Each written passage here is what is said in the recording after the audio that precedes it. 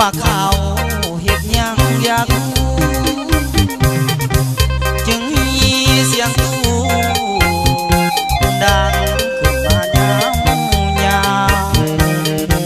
ได้ยินเสียงเพลงเขาบรรเลงเพลงแห่เจ้าบ่าวเอาผัวแน่แล้วแฟนเมาทอดพวกเขาอายเลยนะ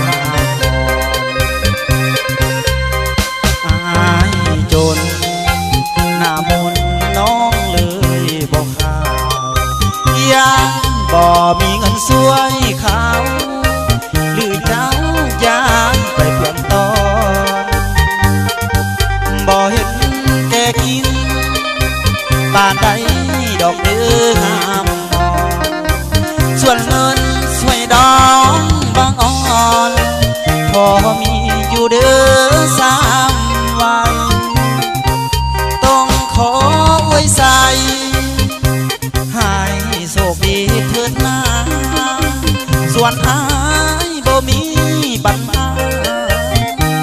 เอาแล้วก็แล้วไปอวยพรให้เจ้าได้ลูกสาวก็ได้ลูกสาวลูกสาวเลี้ยงให้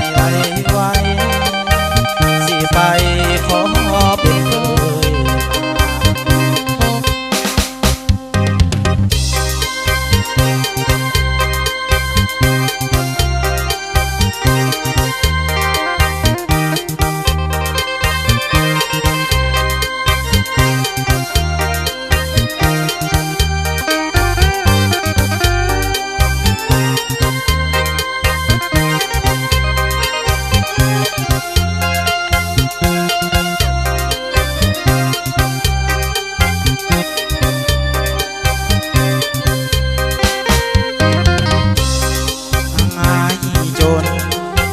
หน้ามนน้องเลยบอกข่าว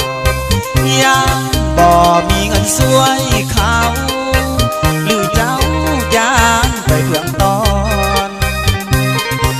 บ่เห็นแกกินป่านใด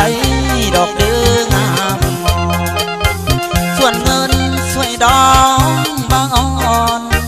พอมีอยู่เด้อ3 วันต้องขอไว้ใส่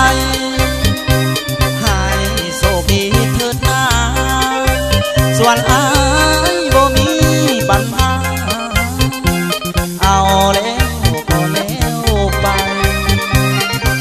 อวยพรให้เจ้าให้ลูกสาวก่อนได้ลูกสาวลูกสาวเลี้ยงให้ไวสิไปขอ